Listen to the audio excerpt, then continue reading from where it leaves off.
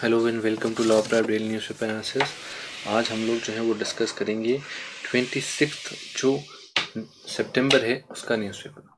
आगे के जैसे रेन क्वेश्चंस रहते हैं तो हम लोगों ने देख ही ली ये चीज़। ठीक है, so first news, Tibetans are seeking more autonomy not separation from China says Dalai Lama. देखो यहाँ पर क्या देखने को मिला है कि दलाई लामा जो है, नॉर्मली क्या हुआ था कि जो तिब्बत है उसके ऊपर जब अटैक किया गया तो तिब्बत जो है पहले बुद्धिस्ट एक थियोक्रेसी था जिसके अंदर जो है वो जो बुद्धिस्ट मॉन्क हैं वो उसको मेंटेन करते थे।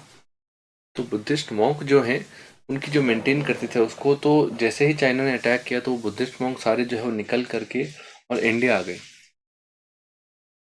इंडिया आकर के रहने लगे। तो दलाई लामा उनके जो है वो जो सबसे ऊपर हेड होते हैं, जो एक तरह से किंग समझ लीजिए आप, कि जो सबसे बड़ी अथॉरिटी होती है theravada बुद्धिज्म में, वो दलाई लामा होते हैं। तो आज की डेट में दलाई लामा जो है वो हिमाचल प्रदेश के अंदर रहते हैं इंडिया के, और वहाँ पर आ गए और इंडियन जो है उनको जो है वो शरण दी कि भाई आप यहाँ पर रह सकते हैं। इसके बाद में ये चीज़ देखने को मिलती है कि वो यहाँ पर रहना शुरू करते हैं, लेकिन तिब्बतियंस जो है उनको फ्रीडम नहीं देते हैं, उनको ऑटोनॉमी नहीं देता है चाइना। 1958-59 से लेकर के आज तक वहाँ पर ऑटोनॉमी नहीं दी गई है। ऐसा जिनका ही कहना है कि भाई दलाई लामा जो है उनका ही कहना है कि भाई तिब्बतियन लोग जो है वो सिर्फ अपना जो है वो अधिकार मांग रहे हैं, अपनी ऑटोनॉमी मांग रहे हैं। वो ये नहीं कह रहे हैं कि चाइना से हमें अलग कर दीजिए, लेकिन कम से कम उनको जो है उनके अधिकार तो दिए जाएं, उनको उनके अधिकार से वंचित ना किया जाए। ये तरह की चीज़ जो है बेसिकली यहाँ पर देखी गई है। Shooting stars women cricket team make India proud on day 2 of Asiad. Asiad जो गेम्स हैं उसके तहत जो है वो आपके जो वुमेन स्टार्स हैं उनको रिसेंटली जो है बेसिकली काफ़ी अच्छा जो है वो देखने को मिला है, जहाँ पर जो है वो ऋचा घोष, कनिका आजूज और स्मृति मंदाना जो है उन्होंने काफ़ी अच्छा जो है वो आउटपुट दिया है, जहाँ पर जो है वो तकरीबन शूटिंग के अंदर काफ़ी अच्छे जो है रिलेशन हमारे आ रहे हैं और गोल्ड हमने जो है वो रिसेंटली जीता है ना। तो ये चीज़ एशियाड गेम्स में देखने को मिल रही है। एडिटोरियल्स की बात करते हैं तो firstly G20 diplomacy and a shifting world order. World order में रिसेंटली चेंजेस देखने को मिले हैं, जहाँ पर जो है वो G20 की जो डिप्लोमेसी है वो इंडिया की काफ़ी सक्सेसफुल रही। काफ़ी पॉसिबिलिटी जो है वो ये थी कि भाई इंडिया जो है वो कंसेंसस पे नहीं ला पाएगा किसी भी देश को, और कंसेंसस नहीं आएगा तो काफ़ी ज़्यादा इश्यूज जो है वो देशों के साथ में देखने को मिल सकते हैं। लेकिन देखने को ये चीज़ मिली कि भाई ये इश्यूज नहीं हुए, जिसका अल्टीमेटली इफेक्ट क्या हुआ कि ये इश्यूज नहीं होने का अल्टीमेटली इफेक्ट ये देखने को मिला दैट आपके जो है वो G20 की जो डिप्लोमेसी है वो इंडिया की सक्सेसफुल रही, और एक जॉइंट स्टेटमेंट जो है वो दोनों ही देशों के बीच में देखने को मिला। दूसरी चीज़ ये भी देखने को मिलती है कि रशिया यूक्रेन का जो स्टांस है वो काफ़ी ज़्यादा जो है वो शिफ्टिंग था, और अल्टीमेटली ये इस चीज़ के ऊपर काफ़ी बहस हो सकती थी, लेकिन इंडिया सक्सेसफुल रहा कि वेस्टर्न कंट्री सभी ने जो है वो अपना स्टांस और अपने जो शब्द है उनको काफ़ी नर्म कर लिया, जिसके अल्टीमेटली जो है वो रशिया ने भी एक तरफ आगे बढ़ाया और यूरोपियन कंट्रीज और अमेरिका ने भी एक कदम आगे बढ़ाया, जिसकी हेल्प से जो है वो एक कंसेंसस बेस्ड जो है वो काम यहाँ पर हो सका। सेकेंड इसमें क्या चीज़ देखने को मिली कि G20 के अंदर बहुत ब्रॉडर आउटकम्स रहे। G20 में सिर्फ एक दो आउटकम नहीं हुए, कई तरह के आउटकम्स मिले। जैसे फॉर एग्जांपल बिजनेस की समिट हुई, कल्चर की समिट हुई, टूरिज्म की समिट्स हुई।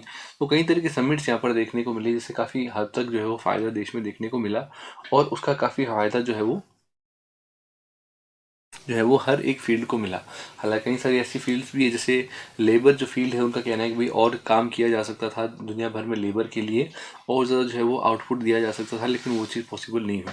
सेकेंड इसमें ये भी चीज़ देखने को मिल रही है कि चाइना बड़ी कॉशियस है अपने जो है वो सारी चीज़ के लिए, जहाँ पर जो है वो चाइना ने ये चीज़ सामने आई है दैट हर जगह पर चाइना क्या कोशिश कर रहा है कि आपके देश के अंदर जो है वो हर जगह पर जो है, चलो चाइना ने कोशिश करी थी कि भाई इंडिया के साथ कॉन्सेंसस ना बैठे और G20 के अंदर कोई ना तरह से रोड़ा डाला जाए, लेकिन यहाँ पे ये चीज़ देखने को मिली है कि चाइना के भले ही जी जिनपिंग यहाँ पर नहीं है, लेकिन अल्टीमेटली चाइना ने क्या किया, पूरा का पूरा जो कंसेंसस था उसके ऊपर साइनिंग किया, और अल्टीमेटली जो है वो उनके कारण से काफ़ी ज़्यादा हेल्प देखने को मिली। हालांकि उनका कॉन्शियस था, सारी चीज़ें जो है वो कॉन्शियस थी, लेकिन उसके बावजूद भी जो है उन्होंने सपोर्ट किया इस चीज़ का, और इंडिया सक्सेसफुल रहा। इसी चीज़ क्या देखने को मिलती है कि जो पावर ब्लॉक्स है दुनिया के अंदर उसमें काफ़ी चेंजेस देखने को मिल रहे हैं, जाके जो यूरोपियन कंट्रीज हैं वो तकरीबन इंडिया की तरफ जो है वो मूवमेंट कर रहे हैं कि भाई इंडिया की दिशा में जो है सारा काम करेंगे। वहीं दूसरी तरफ ये चीज़ देखने को मिल रही है कि भाई इंडिया के साथ में वो लोग काम करेंगे, और दूसरी तरफ ये चीज़ देखने को मिल रही है कि भाई जो डायनेमिक्स है वो रशिया की तरफ से हटते जा रहे हैं, चाइना की तरफ बढ़ते जा रहे हैं, और अल्टीमेटली यूएस और चाइना जो है वो अपने सामने जो है वो एक चैलेंजिंग ऑर्डर के अंदर सामने आ रहे हैं, है ना। तो ये चीज़ के कारण से काफ़ी सारे इश्यूज जो है उसके बीच में देखने को मिल रहे हैं, काफ़ी सारी बातें जो है वो इसमें सामने आ रही हैं। Supreme court order over politics. देखो यहाँ पर क्या चीज़ देखने को मिल रही है कि कावेरी जो रिवर है उसके ऊपर डिस्प्यूट चल रहा है कि कावेरी जो रिवर है उसका जो पानी है, हुआ क्या है कि रिसेंटली जो मानसून इंडिया का है वो काफ़ी वीक रहा है, और वीक मानसून होने के कारण से अल्टीमेटली क्या देखने को मिलता है कि इंडिया के अंदर सिचुएशन बिगड़ी है। ऐसा क्या देखने को मिला है कि वीक मानसून होने के कारण से अल्टीमेटली क्या हो रहा है कि पानी आया नहीं है नदियों में, और ये नदियाँ मेन सोर्स है किस तरह से जो है वो बैंगलोर को, कर्नाटका का जो एक बहुत बड़ा हिस्सा है, और उसके अलावा जो तमिलनाडु का एक बहुत बड़ा हिस्सा है जहाँ पे एग्रीकल्चर का पूरा सेक्टर जो है वो डिपेंडेंट है कावेरी पर, उनको पानी की जो ज़रूरत है उसके ऊपर काफ़ी क्वेश्चन उठ गए हैं कि भाई किसको पानी मिलेगा, किसको नहीं मिलेगा। क्योंकि कर्नाटक एक अपर राइपेरियन स्टेट है जहाँ से नदी निकलती है, तो उसके पास में काफ़ी सारे राइट्स है रिवर से रिलेटेड। ऐसा क्या देखने को मिला है कि कर्नाटका ने जो है वो पानी को रोक लिया पूरा का पूरा, और कर्नाटका जो है पानी दे नहीं रहा है तमिलनाडु को, जबकि तमिलनाडु जो है उसके जो एग्रीकल्चर सेक्टर उसको बहुत हद तक आवश्यकता है इस पानी की। सेंट्रल वाटर कमीशन जो है कावेरी के ऊपर, उसने जो है बेसिकली रिसेंटली ये जजमेंट दिया था कि भाई जो है वो पानी जो है भेजा जाए और अल्टीमेटली कर्नाटका पानी को रिलीज करे। जब उसके बावजूद भी कर्नाटका ने बात नहीं मानी, तो सुप्रीम कोर्ट ने रिसेंटली यहाँ पर ये बात कही है कि भाई 5000 क्यूबिक फीट जो पानी है वो कर्नाटका जो है वो रोज़ का रोज़ भेजे, और हम लोग इस चीज़ को ऑर्डर करते हैं सितंबर 27 तक। वहीं दूसरी तरफ कर्नाटका का ये कहना है कि भाई उसका सारा का सारा सिस्टम जो है वो on a brink of fall है, यानी कि उसका सिस्टम काफ़ी ज़्यादा बिगड़ रहा है, और इस चीज़ के बेस के ऊपर यहाँ पर ये चीज़ कही जा सकती है कि हालत जो है वो वहाँ पर बहुत ज़्यादा ख़राब है। और इस चीज़ के लिए बेसिकली देखने को मिल रहा है कि कर्नाटका जो है उसके अंदर जो है वो वाटर रिलीज करना पॉसिबिलिटी कम बैठ रही है ना। सेकेंडली इसमें ये भी चीज़ है कि भाई बैंगलोर जो है at a verge of drought है, कि बैंगलोर के अंदर पानी जो है वो रुक सकता है, रोका जा सकता है आना, और ये चीज़ काफ़ी ज़्यादा मुश्किल खड़ी कर सकती है देश के अंदर। सेकेंडली क्या चीज़ देखने को मिल रही है कि एक रेगुलर शेयरिंग फार्मूला की कमी होना अपने आप में एक बड़ा क्वेश्चन है कि भाई दोनों जो स्टेट्स हैं उनके बीच में पानी किस तरह से शेयर किया जाएगा, किस तरह से जो है पानी सबसे एफिशिएंटली शेयर किया जाए, उसका एक बेस्ट तरीका नहीं है सामने, बल्कि मेजरली क्या किया जाता है, पॉलिटिक्स जो है वो इसको रन करती है। जहाँ पॉलिटिक्स ज़्यादा होती है उसके हिसाब से पॉलिटिशियन जो है वो डिसाइड करते हैं, और वो लड़ते रहते हैं बिना कोई कारण के, है ना। तो ये सारी चीज़ें अल्टीमेटली क्या कर रही है, सिचुएशंस को और ज़्यादा जो है वो खराब कर रही है, जिस कारण से अल्टीमेटली जो है वो इश्यूज देखने को मिल रहे हैं। अल्टीमेटली इनका ये कहना है कि भाई ये पॉलिटिक्स इसमें ख़त्म की जानी चाहिए, और एक परमानेंट फॉर्मूला लगाया जाना चाहिए जिसके बेस के ऊपर जो है वो सारा का सारा जो सिस्टम है उसका वो सेट किया जा सके, और अल्टीमेटली काम उसके रिलेटेड किया जा सके, है ना। तो ये चीज़ इसमें देखने को मिल रही है।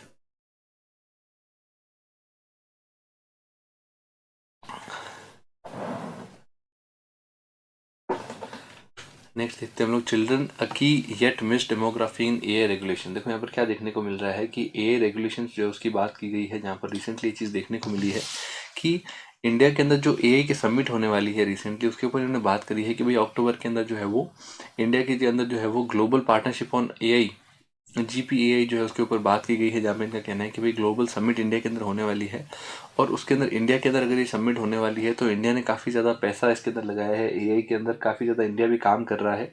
कई हद तक जो है वो हमें बेनिफिट भी एआई से देखने को मिला है, चाहे कोई भी फील्ड हो, सभी फील्ड के अंदर इस तरह की चीज़ें जो है वो सामने आती है। दूसरी चीज़ ये भी सामने आती है कि भाई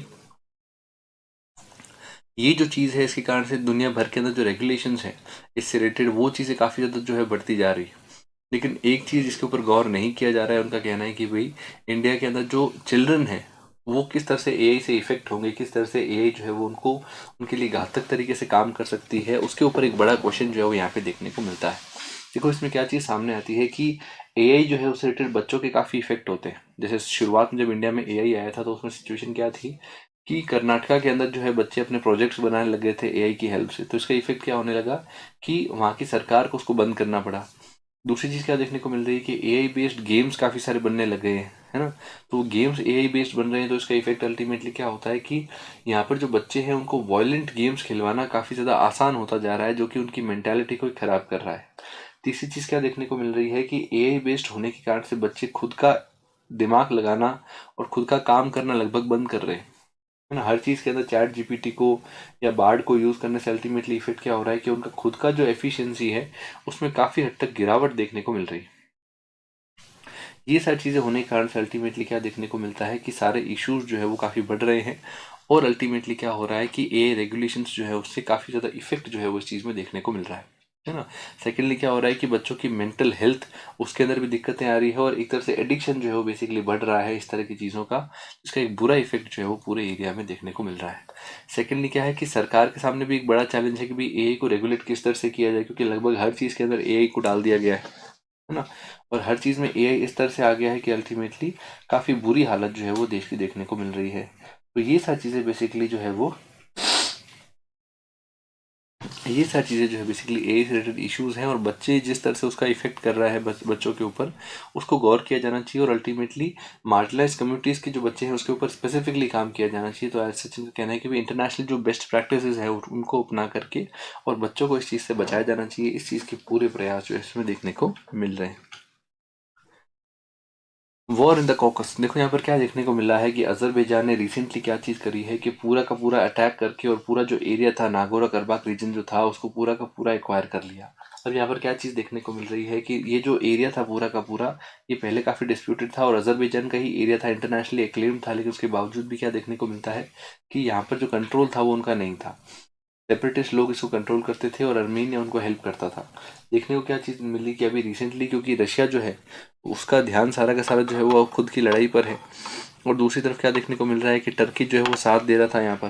तो ऐसे में टर्की की साथ से और उनकी जो काम था उसकी हेल्प से बेसिकली क्या हुआ, अजरबैजान ने काफ़ी फियर्स और फास्ट अटैक किया, जिसका अल्टीमेटली इफेक्ट क्या हुआ कि यहाँ पे जो सेपरेटिस्ट थे उन्होंने जो है अपने हथियार डाल दिए, और सबके सब जो है बेसिकली अजरबैजान की साइड में हो गए। जितने भी लोग थे जो कि अर्मेनियन थे वो सारे के सारे जो है वो अर्मेनिया के अंदर चले गए। तकरीबन 1 से 1.5 लाख लोग जो है वहाँ पर शिफ्ट हो गए हैं। तो 50% के आसपास पॉपुलेशन चली गई है। बाकी जो लोग हैं उन सब ने जो है वो एक्सेप्ट कर लिया है अजरबैजान में ही रहना।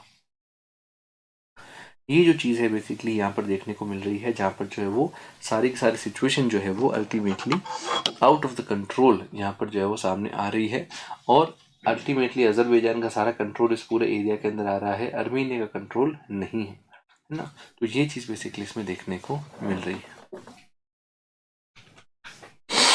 It's a long road to women equality. देखो यहाँ पे क्या देखने को मिल रहा है कि विमेन इक्वालिटी के ऊपर यहाँ पर बात की गई है कि किस तरह से रिसेंटली नारी शक्ति वंदन अधिनियम, यानी कि जो वुमेन रिजर्वेशन का जो बिल है वो रिसेंटली जो आया है उसके बारे में यहाँ पर बात की गई है, जहाँ पे इनका कहना है कि भाई ये जो वुमेन रिजर्वेशन का जो बिल है ये काफ़ी लेट आया है और काफ़ी समय लेकर के आया है, क्योंकि बहुत पहले इसे पास हो जाना चाहिए था, बहुत पहले इसको मिल जाना चाहिए था, लेकिन वुमेन रिजर्वेशन आज की डेट में इतना नहीं मिला है। इनका कहना है कि भाई वुमेन का जो पॉलिटिकल पार्टिसिपेशन है इंडिया के अंदर वो हिस्टोरिकली काफ़ी वीक रहा है, क्योंकि इंडिया के अंदर जिस तरह से जो है वो वुमेन्स आई है वो शुरुआत के अंदर तो अमृता कौर वगैरह दो चार ही ऐसी जो है वो औरतें थी जो कि मेंबर थी आपकी पार्लियामेंट की या कॉन्स्टिट्यूंट असेंबली की। इसके अलावा लगभग सभी मेल मेंबर्स थे। आज की डेट में भी यही चीज़ है, तकरीबन 15% के आसपास में ही जो है बेसिकली 15-18% ही सिर्फ वुमेन है, बाकी जो है वो सारे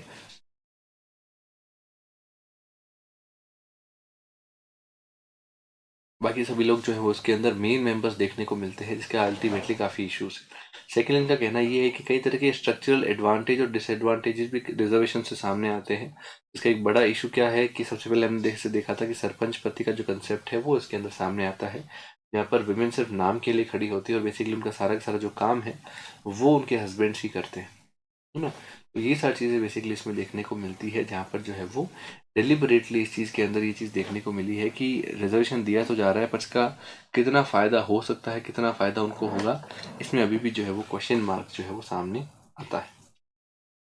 द कावेरी वाटर कॉरिडोर, जैसे हम लोगों ने पहले देखा था वही सेम चीज़ इसके अंदर है, वही चीज़ जो है वो वापस बताई गई है कि किस तरह से कर्नाटक के फार्मर्स अपसेट है कि उनका पानी ले लिया गया है, उधर दूसरी तरफ तमिलनाडु में भी सिचुएशन ग्रिम होती जा रही है। तो ये चीज़ें इसमें देखने को मिल रही है। पार्लियामेंट्री पैनल जो है वो न्यू एजुकेशन पॉलिसी के ऊपर बैठा था, जिनका ये कहना था कि भाई हायर एजुकेशन जो है वो completely higher education state governments के कंट्रोल में है, जिसका अल्टीमेटली काफ़ी बुरा इफेक्ट पड़ रहा है और हायर एजुकेशन सही तरफ नहीं जा रही है। वहाँ पे रिसर्च बहुत कम है, और सेपरेशन ऑफ डिसिप्लिन होने के कारण से, यानी कि अलग अलग डिसिप्लिन में काम होने के कारण से अल्टीमेटली ज़्यादा आउटपुट नहीं देखने को मिल पा रहा है, जिसका काफ़ी बुरा इफेक्ट जो है वो देश में सामने आ रहा है। वहीं दूसरी तरफ ये भी चीज़ देखने को मिलती है कि आपकी न्यू एजुकेशन पॉलिसी के तहत जितनी भी चीज़ें होती है, उसके अंदर काफ़ी हद तक इंडिया की तरह से, इंडिया की सोशल इकोनॉमिकल सिचुएशन देख करके उसको इम्प्लीमेंट किया जाना चाहिए। जैसे सोशल इकोनॉमिकली डिसएडवांटेज्ड एरिया है, वहाँ पर जो है उसको नहीं लगाया जाना चाहिए। ये चीज़ जो है बेसिकली इसमें सामने आ रही है, जो कि इसमें देखी गई, ये चीज़। Jaishankar Guterres discuss reforms on global financial institutions sustainability. देखो यहाँ पर क्या देखने को मिल रहा है कि ग्लोबल फाइनेंशियल इंस्टीट्यूशंस और सस्टेनेबिलिटी जो है उसके ऊपर यहाँ पर काम किया गया है, जहाँ पर ये चीज़ कही गई है कि यूएन को काफ़ी सारे चेंजेस करने की आवश्यकता है, और ग्लोबल फाइनेंशियल इंस्टीट्यूशंस का काम हो, चाहे वर्ल्ड बैंक, आईएमएफ की जो बात कर रहे हो कि भाई उनके अंदर कई तरह के चेंजेस हैं, जहाँ पर डोमिनेंस यूरोपियन कंट्रीज का रहता है और यूएस का रहता है, वो डोमिनेंस को ख़त्म किया जाना चाहिए, बहुत कम किया जा सकता है।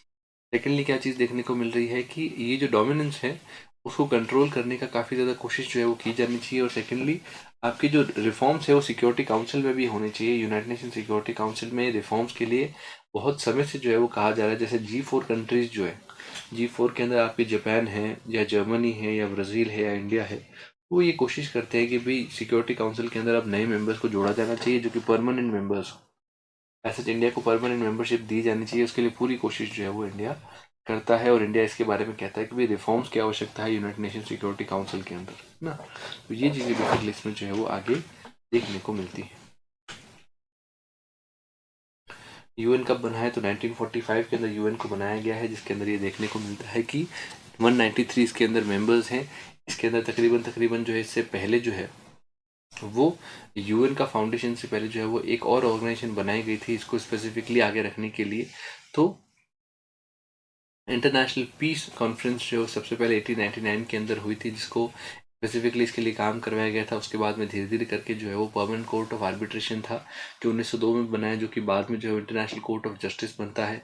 इंटरनेशनल लेबर ऑर्गेनाइजेशन बनाई जाती है 1919 में, जो कि बाद में जो है उसके अंदर मिल जाती है।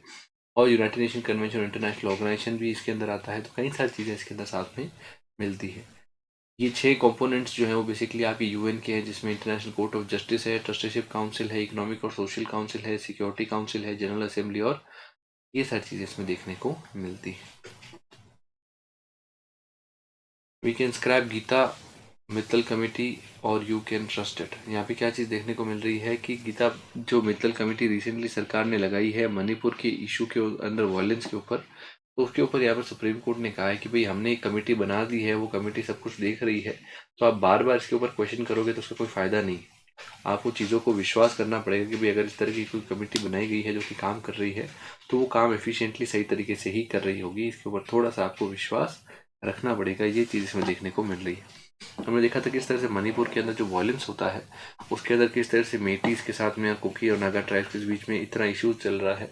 तो वहाँ पर वॉयलेंस के ऊपर यहाँ पर रिसेंटली जो है वो एक कमेटी बनाई गई। ट्रांसपोर्ट एयरक्राफ्ट C-295 जो है वो रिसेंटली इंडियन एयरफोर्स के अंदर ले लिया गया है, जो कि HS-748 एवरो जो ट्रांसपोर्टेशन का सिस्टम है उससे आगे निकल करके, और बेसिकली इसके अंदर जो है वो इंडिया आ रहा है ना। तो ये चीज़ बेसिकली इसमें देखने को मिल रही है। इसकी विशेष बात क्या है कि 5 से 10 तक की कैपेसिटी को जो है वो ये ले सकता है, 11 आवर्स तक लगातार चल सकता है। ज़्यादा से ज़्यादा जो है वो वेटेज इसके अंदर काम में लिया जा सकता है। ये इस तरह का कुछ प्लेन जो है वो यहाँ पे देखने को मिलता है। फिलीपींस रिमूव चाइनाज बैरियर इन डिस्प्यूटेड शोर। देखो यहाँ पर क्या देखने को मिल रहा है कि चाइना ने जो है बेसिकली ओशन के अंदर एक एरिया के अंदर जो है वो अपनी लाइन बिछा ली थी कि भाई ये एरिया मेरा है और किसी का नहीं। तो रिसेंटली क्या हुआ है कि फिलीपींस ने वो पूरी लाइन काट दी है कि आपका खुद का कोई एरिया नहीं है, पूरा एरिया जो है वो सभी का है। देखिए इसके अंदर जो आपको मैप दिख रहा है, तो उसमें चाइना के नीचे इस पूरे एरिया में आपको एक येलो कलर की लाइन दिख रही है, डैश। वो जो डैश की लाइन है येलो कलर की, इसको 9 डैश लाइन कहते हैं। नॉर्मली क्या होता है कि देश के आसपास का जो 200 नॉटिकल माइल का एरिया होता है वो देश का इकोनॉमिक जोन होता है, लेकिन चाइना कह रहा है कि ये पूरा का पूरा एरिया जो है वो चाइना का है, इसका वो कोई भी एग्जैक्ट कारण नहीं बता रहा है। वहीं दूसरी तरफ बाकी जितने देश हैं जैसे पास में, जैसे फिलीपींस है या फिर ब्रुनेई है या फिर मलेशिया है या फिर आपके वियतनाम है, वो ये बात कह रहे हैं कि भाई हमारे साथ में ये जो हमारे फिर बॉर्डर कहाँ होगा, हमारी टेरिटरी कहाँ होगी, अगर सारा का सारा एरिया आप ही एक्वायर कर लोगे तो ये चीज़ बेसिकली यहाँ पर देखने को मिल रही है, जहाँ पे चाइना जो है वो अननेसेसरी इस तरह की चीज़ें कर रहा है कि इस पूरे एरिया को अपने कंट्रोल में लाने की कोशिशें कर रहा है। तो ये चीज़ें बेसिकली इसमें सामने आई है। फिलीपींस ने रिसेंटली मना कर दिया है कि भाई हम लोग अलाउ नहीं करेंगे और हम लोग जो है उसको, वो जो उन्होंने बॉर्डर लाइन बनाई है उसको हम लोग काट रहे हैं, है ना। रिसेंटली अमेरिका के साथ भी रिलेशंस अच्छे हो गए फिलीपींस के, तो उसके बाद में और ज़्यादा जो है वो अमेरिका के जो जो अमेरिका के सपोर्ट से वो और ज़्यादा सबमरीन्स वगैरह उसके पास में आ रही है, तो उससे वो और ज़्यादा ताकतवर हो रहा है। Banks to attract more global investment, banks जो हैं वो ज़्यादा ग्लोबल इन्वेस्टमेंट को रिसेंटली अट्रैक्ट करेंगे, वो चीज़ के रिलेटेड बेसिकली यहाँ पर जो है वो चीज़ें देखने को मिल रही है। हाई क्रेडिट ग्रोथ और मार्जिन जो है वो इंडिया में अच्छे होने के कारण से ये चीज़ देखने को मिलेगी। Banks told to display information on border link to SARFAESI act, SARFAESI act जो है उसको ले करके, यानी कि सिक्योरिटी इंटरेस्ट से रिलेटेड बेसिकली यहाँ पर जो है वो बैंक्स की अगर सिचुएशन खराब हो जाती है तो उनकी सिक्योरिटीज को किस तरह से काम में लिया जा सकता है, उसके रिलेटेड सारी चीज़ें सारफेसी एक्ट के अंदर है।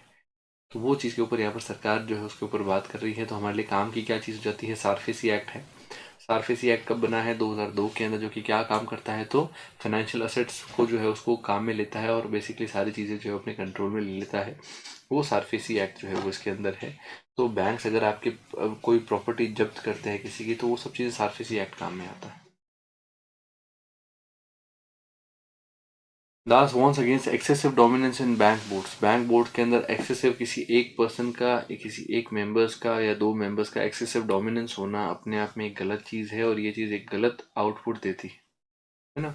ये चीज़ को बैंक बोर्ड ब्यूरो बेसिकली क्या करता है, तो ये इंडिया के अंदर जो है बेसिकली सारे बैंक्स के अंदर जो अपॉइंटमेंट्स होते हैं वो उनके रिलेटेड होते हैं। तो ये चीज़ इसमें देखने को मिल रही है। शॉर्ट न्यूज़ के अंदर क्या चीज़ है, तो 10 मीटर एयर राइफल टीम जो है उन्होंने गोल्डन डे यहाँ पर जो है मनाया है, जहाँ पर जो है दिवांश, ऐश्वर्य और रुद्रक्ष है, उनको जो है वो आगे रखा गया है। इसके अलावा जो है वो टाइटन्स जो है उनको गोल्ड मिला है, यहाँ पर ये भी चीज़ देखने को मिल रही है। रेलवे ने जो है अपने सेफ्टी रूल्स को रिसेंटली टाइटन कर लिया गया है, केटरिंग फैसिलिटीज़ को भी। इसके अलावा जो है वो कई सारे इंस्टीट्यूशंस को जो है बेसिकली यहाँ पर काम दिया गया है कि वो जोशीमठ के अंदर जो सिंकिंग का चीज़ें हैं उसके ऊपर थोड़ा गौर करें। ये था आज का हमारा न्यूज़ पेपर। किसी कोई क्वेश्चन हो तो आप हमें बता सकते हैं, लिख सकते हैं लोग जो है वो आपको। Hello and welcome to Law Prep. आज हम लोग 27 सितंबर का जो न्यूज़पेपर रह गया था उसको हम लोग जो है,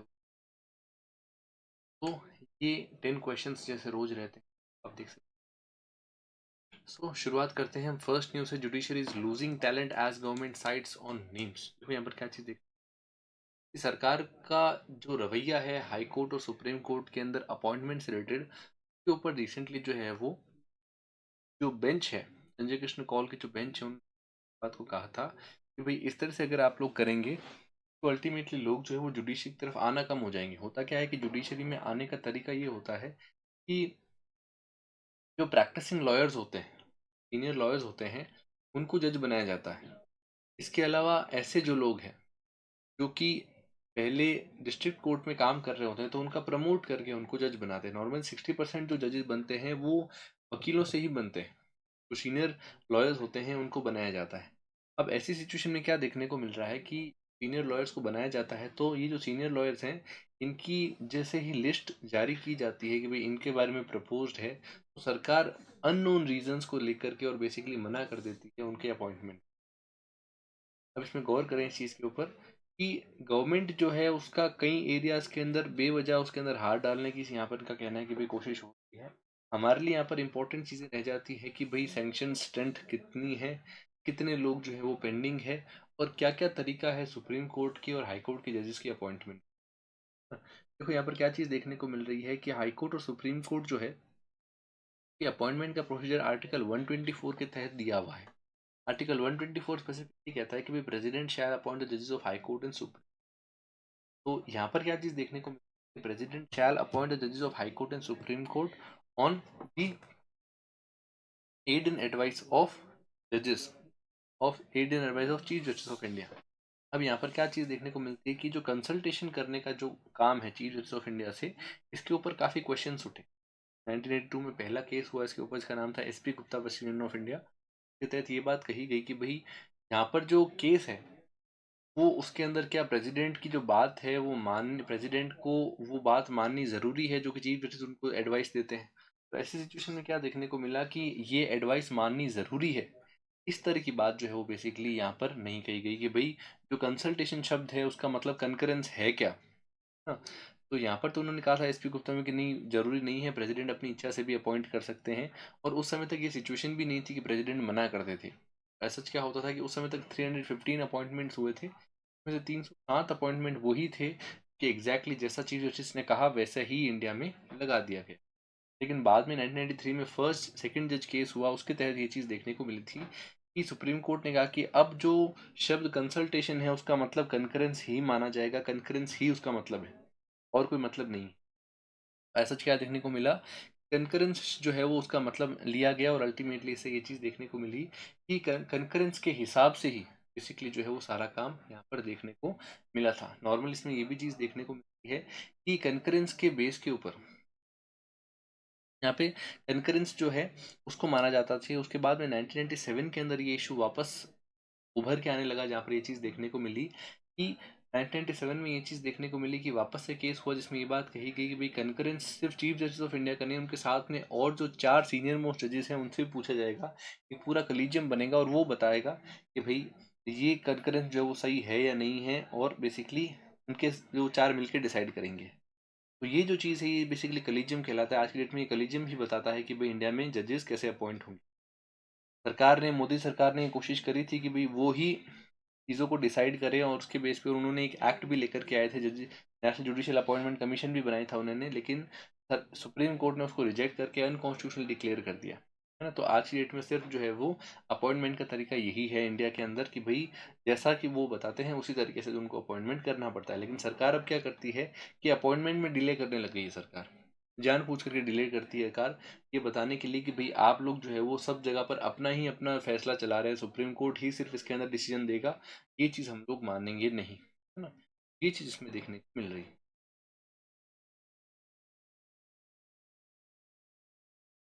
दादा साहब फाल्के अवार्ड रिसेंटली वाहिदा रहमान जो एक बड़ी एक्टर है उनको दिया गया है। यूनियन इन्फॉर्मेशन और ब्रॉडकास्टिंग मिनिस्टर अरुण ठाकुर जो है उन्होंने जो है उसको अनाउंस किया है रिसेंटली। तो ये चीज़ इसमें देखने को मिली है। दादा साहब फाल्के अवार्ड जो है उसके बारे में ये चीज़ मानी जाती है कि दादा साहब फाल्के इंडिया की जो फिल्म इंडस्ट्री, उनके सबसे ज़्यादा बड़े पायनियर फिल्म मेकर है, जिन्होंने इंडिया की पहली फिल्म जो कि राजा हरिश्चंद्र है उसको जो है वो शुरू किया था। ये इंडिया की पहली फिल्म थी, ऐसी पहली फिल्म जिनकी आवाज़ थी जिसके अंदर उसका नाम था आलम आरा, है ना। राजा हरिश्चंद्र के अंदर आवाज़ नहीं थी। तो ये चीज़ में देखने को मिल रही है, इंडिया के अंदर हाईएस्ट ऑनर है ये फिल्म इंडस्ट्री के अंदर, है ना। और सबसे बड़ा ऑनर ये कहा जाता है। इसके अवार्ड 1969 के अंदर शुरू किया गया है, स्वर्ण कमल इसको कहा गया था। उसके अंदर जो है बेसिकली 10 लाख तक का जो है प्राइस दिया जाता है। सिल्क रोल और शॉल जो है उसके अंदर साथ में दिया जाता है। प्रेसिडेंट ऑफ इंडिया ये जो है वो अवार्ड देते हैं यूनियन मिनिस्टर ऑफ इंफॉर्मेशन और ब्रॉडकास्टिंग के साथ में मिल करके, और एक चेयरपर्सन की जूरी बैठती है जो कि अल्टीमेटली इस चीज़ को डिसाइड करती है। पहले रिसिप्टेंट कौन थे, तो देवी की रानी रोचर जो है, जो बेसिकली इनको 1969 में फर्स्ट टाइम जो है वो दिया गया था ये चीज़।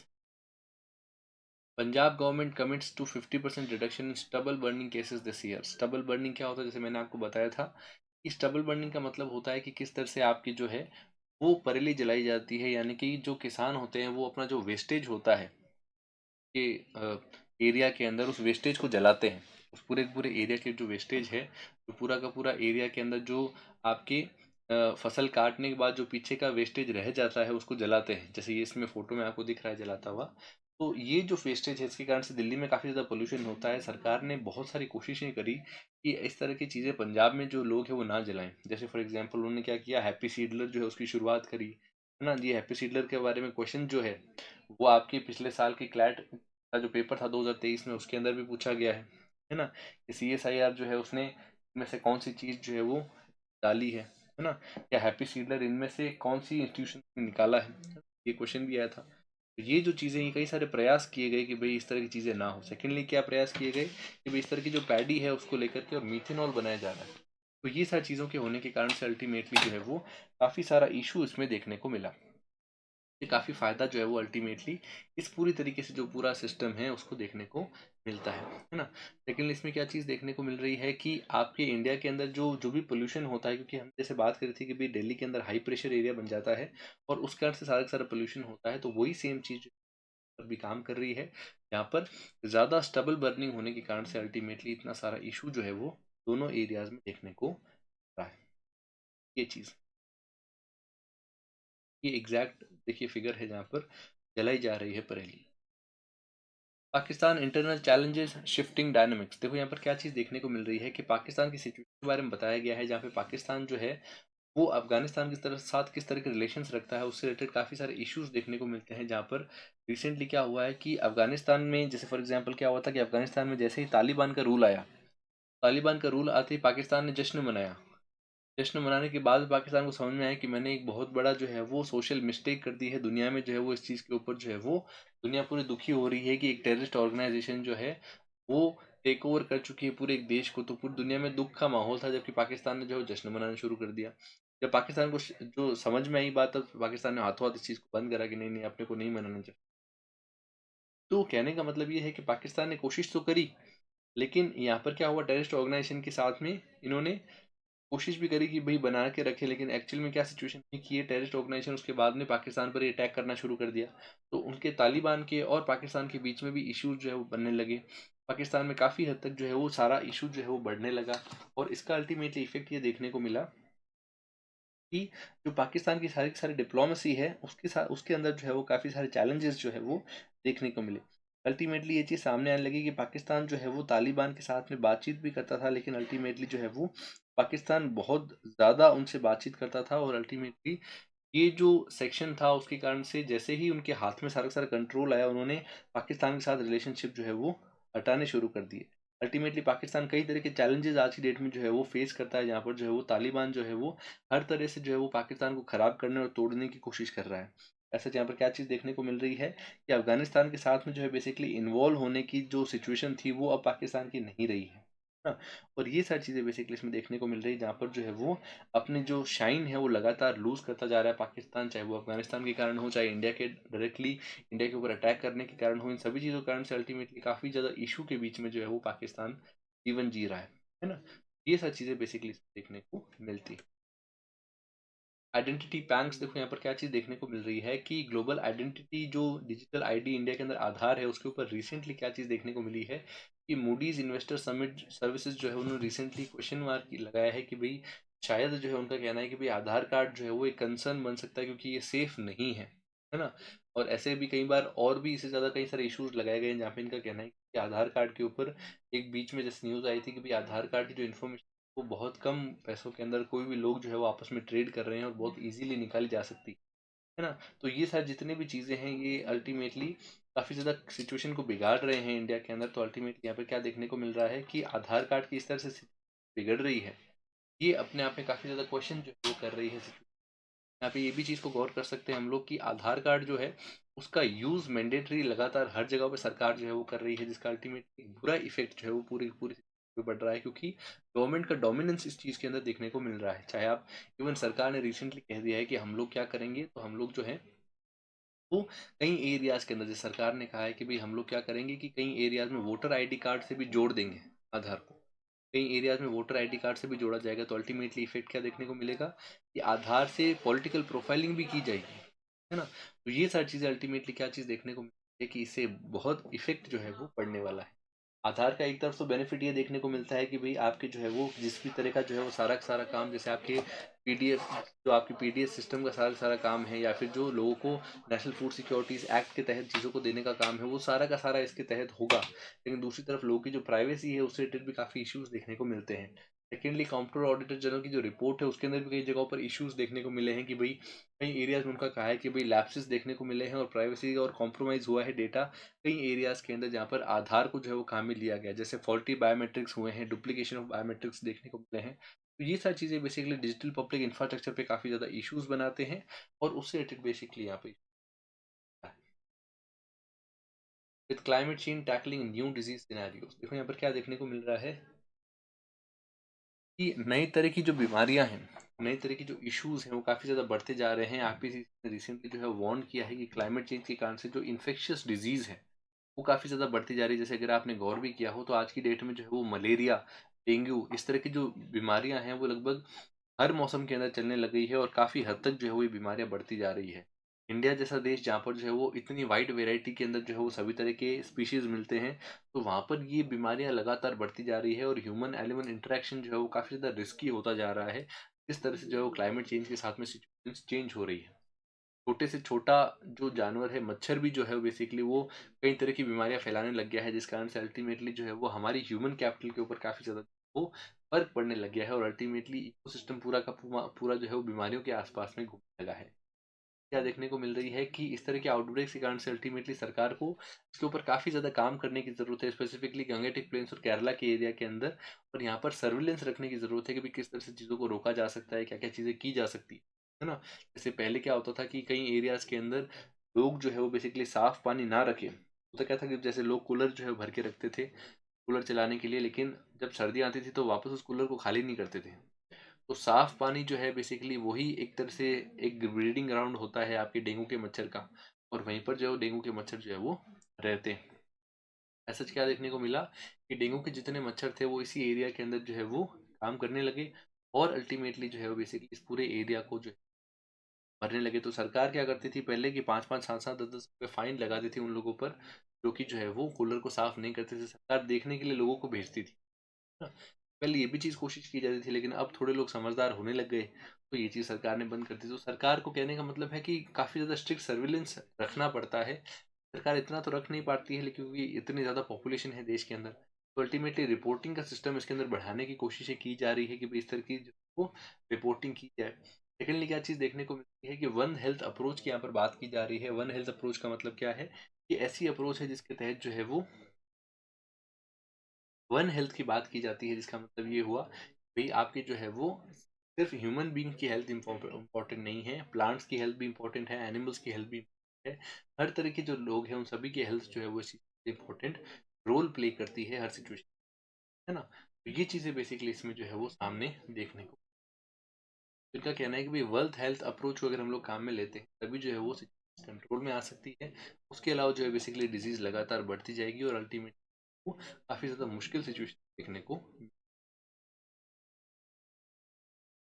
ये एक पॉलिटिकल एडिटोरियल है तो ज़्यादा हमारे लिए इसमें काम need for quiet diplomacy to clear the air. यहाँ पर क्या चीज़ देखने को मिलती है कि इंडिया और कैनेडियन लीडर्स के बीच काफ़ी ज़्यादा इशू रहा है। हिस्टोरिकल टेंशंस खालिस्तानी इश्यूज के कारण से देखने को जो है वो परसेप्शंस के कारण काफ़ी जो है वो चेंज आया है, जहाँ पर एक तरफ से जो है वो एक परसेप्शन जो है बेसिकली कनाडा का है जो ये समझता है कि भाई इंडिया के अंदर रूल ऑफ लॉ को और लॉ के प्रोसीजर को, लीगल प्रोसीजर को जो है वो एस्टैब्लिश को माना नहीं जाता है, वहाँ पर लीगली चीज़ें होनी चाहिए और रूल बेस्ड ऑर्डर जो है वो होना चाहिए। लेकिन वो दूसरी तरफ इंडिया का ये मानना है कि भाई इंटरफेरेंस दूसरे देशों के अंदर जो है बेसिकली नहीं करना चाहिए किसी भी देश को। तो इस तरह की जो सोच जो है जो आपकी जिस तरह की जो सोच है जो कि आपके कनाडा की है वो चीज़ गलत है। तो अल्टीमेटली दोनों ही अपना अपना पर्सपेक्टिव सामने रख करके वो बेसिकली चीज़ें करना चाह रहे हैं कि भाई इस तरह की जो पर्सपेक्टिव है वो समझने के लिए कोशिश की जा रही है कि भाई ये पर्सपेक्टिव जो है उसके ऊपर काम होगा। लेकिन देखने को भी मिलता है कि भाई मोस्टली दोनों एक दूसरे का पर्सपेक्टिव समझ नहीं पा रहे हैं। अल्टीमेटली इफेक्ट क्या हो रहा है कि दोनों के बीच जो बढ़ते जा रहे हैं। वहीं दूसरी तरफ खालिस्तानी इशू के ऊपर बहुत पहले से इश्यूज चल रहे हैं, किस तरह से खालिस्तानी जो लीडर्स हैं वो जो है बेसिकली पनाह दी जाती है आपकी कनाडा के अंदर और अल्टीमेटली इंडियन सेपरेटिस्ट को वहाँ पर रखा जाता है। इंडिया का कई बार से ये कहना है कि भाई आप जो है वो क्यों एक्स्ट्राडिट नहीं करते हो उन लोगों को जो कि basically बाहर के हैं और इंडियन जो एरिया है उसके अंदर जानबूझ करके काम कर रहे हैं, है ना। इंडिया के अगेंस्ट में इस तरह से काम करने के लिए अगेंस्ट में आपको जो है वो एक्स्ट्राडिट कर देना चाहिए इंडिया के अंदर, और बेसिकली यही वैसे ही जेल में होना चाहिए जैसे अमृतपाल सिंह। तो ये सारी चीज़ों के ऊपर अल्टीमेटली काफ़ी सारा इशू बनता है।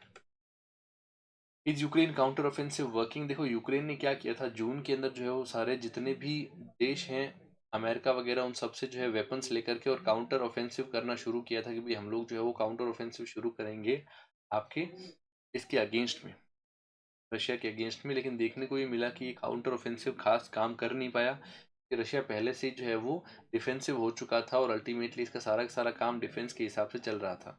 तो ये चीज़ें होने के कारण से काफ़ी एरियाज़ में इन्होंने अटैक किया। कहीं 2 जो इनके जो शहर थे जो कि बेसिकली एक्वायर कर लिए गए थे, जिसमें क्रिमिना, बाकुरमुत जो 2 शहर थे वो भी वापस नहीं ले पाए हैं। और अल्टीमेटली ये चीज़ देखने को मिल रही है कि हर चीज़ के ऊपर जो है वो इशू है। और काउंटर ऑफेंसिव के ऊपर काफ़ी सारे जो है संदेह सामने देखने को मिल रहा है। जैसे यूएस की जो इंटेलिजेंस एजेंसीज है उनका भी ये कहना है कि भाई काफ़ी संदेह जो है वो इसके अंदर देखने को मिल रहा है काउंटर ऑफेंसिव के अंदर, कि ये सारी चीज़ें जो है वो अल्टीमेट जो है वो दोनों के में बना रही है कि काउंटर ऑफेंसिव सही तरीके से नहीं हो रहा है। और दूसरी तरफ यूएस की काफ़ी सारी जो आर्मी है, काफ़ी सारा जो इशू है उसके ऊपर चल रहा है। तो अब देखना है कि भाई किस तरह से ये वॉर आगे की तरफ मूव कर सकता है। ये देखिए ये एग्जैक्ट एरियाज है, इसके अंदर मारियोपोल है या बाखमुत है, इन सारे एरियाज को कंट्रोल कर लिया था आपके रशिया ने। लेकिन यहाँ पर क्या चीज़ देखने को मिल रही है कि रशिया का ये जो कंट्रोल है वो वापस छुड़ा नहीं पा रही है इस काउंटर ऑफेंसिव। ये चीज़ India eats more salt than WHO recommendation. ICMR का रिसेंटली जो सर्वे है उसके तहत ये चीज़ देखने को मिल रही है कि इंडिया के अंदर जो है बेसिक तरह का सॉल्ट इनटेक है वो काफ़ी ज़्यादा है। जो कि आपकी सॉल्ट इनटेक नॉर्मली कहा जाता है, कि भाई सॉल्ट इनटेक अलग से करने की ज़रूरत ही नहीं है कि हम लोग खाते हैं उनमें से पहले से ही इतना सॉल्ट होता है कि हमें दूसरी चीज़ की आवश्यकता नहीं है। लेकिन देखने को ये मिलता है कि हम लोग उसे कई गुना सॉल्ट जो है उसको कंज्यूम करते हैं। ये चीज़ इसमें देखने को मिल रही है।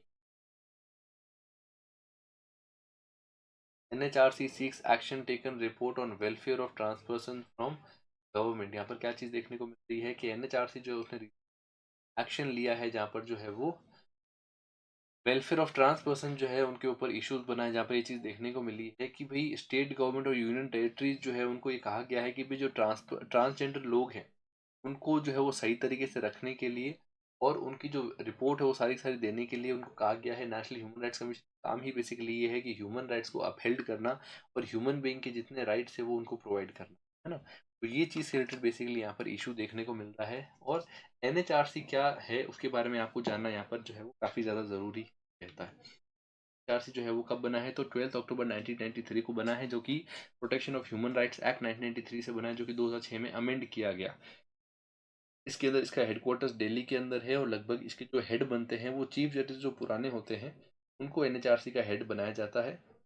एज जो है वो एज लिमिट 70 ईयर्स के आसपास में, वो भी इसी कारण से है। ह्यूमन राइट्स काउंसिल क्या है, तो ह्यूमन राइट्स काउंसिल भी जो है बेसिकली किस चीज से रिलेटेड है, यूएन से रिलेटेड है, जहाँ पे यूएन जनरल असेंबली जो है वो इस तरह की काउंसिल बनाती है जिसका रेजोल्यूशन 15 मार्च 2006 को जो है शुरू किया जाता है, जो कि रिप्लेस करती है United nation commission on human rights को, है ना। तो ये चीज बेसिकली इसमें देखने को मिल रही है। Centre softens angel tax rules. देखो यहाँ पर क्या चीज़ देखने को मिल रही है, एंजल टैक्स के बारे में बात की जा रही है। एंजल टैक्स बेसिकली क्या चीज़ होती है, तो एंजल टैक्स का मतलब है इस तरह के टैक्सेस के बात की जा रही है जो कि स्पेसिफिकली जो है वो बात करते हैं आपके दो तरह के। देखिए इन्वेस्टर्स होते हैं, एक इन्वेस्टर होता है जो कि वेंचर इन्वेस्टर होते हैं, एक होते हैं एंजल इन्वेस्टर। वेंचर इन्वेस्टर मतलब वो इन्वेस्टर्स हैं जो कि स्पेसिफिकली काम करते हैं, जो कि आप लोगों ने शार्क टैंक देखा होगा, है ना। वो क्या करते हैं कि आपसे जो है बेसिकली आपका शेयर ले लेते हैं आपकी कंपनी के अंदर से और बदले में आपको पैसा देते हैं कि भाई 50% दे दीजिए, बदले में 100 करोड़ रुपए मैं आपकी कंपनी में लगाता हूँ। तो अब इस तरह के जो लोग होते हैं वो कंपनी कितना भी बढ़ जाए, कंपनी अगर 10,000 करोड़ 1 लाख करोड़ तक भी बढ़ जाएगी तो वो आदमी सिर्फ 100 करोड़ के बेस के ऊपर हर रोज 50% खाता रहेगा। तो ये कंपनी के लिए बेसिकली जो है वो खराब डील होती है, जहाँ पर जो है वो हमेशा जो है वो पैसे खाता रहता है ना। उसी तरफ क्या होते हैं, एंजल एंजल इन्वेस्टर्स होते हैं। एंजल इन्वेस्टर्स का मतलब वो लोग जो कि हिस्सा नहीं मांगते हैं कंपनी में, बल्कि इंटरेस्ट मांगते हैं कि भी जो दिया जा रही चीज़ उस पर इंटरेस्ट जो है वो प्रोवाइड कर दिया जाए, है ना। सिर्फ इंटरेस्ट लिया जाएगा और कुछ नहीं लिया जाएगा, है ना। तो ये एक तरह से एंजल की तरह होते हैं, क्योंकि कंपनी को अपना जो है वो पैसा भी नहीं देना पड़ा, कंपनी को अपना शेयर होल्डिंग भी नहीं देना पड़ेगा और उसको पैसा भी मिल जाएगा, है ना। तो शेयर एंजल जो इन्वेस्टर्स होते हैं वो काफ़ी ज़्यादा अच्छे होते हैं बिजनेसेस के लिए। तो ऐसे उनको और ज़्यादा अलाउ करने के लिए इंडिया में क्या किया गया कि उनसे रिलेटेड जितने भी टैक्सेस हैं उसके सिस्टम को और ज़्यादा सॉर्टेड कर दिया गया और सॉफ्ट कर दिया गया उसका स्टांस, कि भाई वो काफ़ी ज़्यादा इजीली काम किया जा सके। नेपाल से is no to China security initiative. देखो यहाँ पे क्या हुआ है, चाइना का जो सिक्योरिटी इनिशिएटिव है जिसके तहत चाइना जो है वो कोशिश कर रहा था कि वो नेपाल के रिलेटेड जितनी जगहें हैं उनके ऊपर जो है बेसिकली अपनी सिक्योरिटी फोर्सेस लगा सके या इस तरह की चीज़ें कर सके। तो उस तरह की सिचुएशन क्या देखने को मिला है कि नेपाल की जो फोर्सेस है सारी की सारी के साथ में यहाँ पर जो है वो रिसेंटली काम हुआ है, जहाँ पर जो है वो नेपाल ने मना कर दिया कि भाई हम हमारे देश के अंदर अलाउ नहीं करेंगे कि चाइना की जो फोर्सेस है वो यहाँ पर आकर के कुछ ना कुछ करे। काफ़ी ज़्यादा स्ट्रैटेजिकली जो है वो यहाँ पर काम किया है उन्होंने, क्योंकि भाई सीधी सी चीज़ ये भी है कि भाई अगर वो अलाउ कर देते कि भाई आप यहाँ पर काम कर सकते हो तो एक तरह से इंडिया के सामने जो है वो लड़ाई हो जाती है इंडिया से, क्योंकि इंडिया के बॉर्डर के सामने जो है वो चाइनीज़ बॉर्डर आ जाता है ना नेपाल के एरिया में भी। और चाइना और नेपाल की खुद की सॉवरेनिटी पे क्वेश्चन मार्क आ जाता, क्योंकि इतना बड़ा देश उस देश के अंदर जो है वो बैठने की कोशिश कर रहा था। तो काफ़ी ज़्यादा साफ तरीके से उन्होंने जो है वो मना कर दिया कि भाई हम लोग जो है वो सिक्योरिटी इनिशिएटिव का हिस्सा नहीं बनेंगे और हम आपके एरिया के अंदर कोई भी तरह का काम जो है वो नहीं करना चाहते। ये चीज़ बेसिकली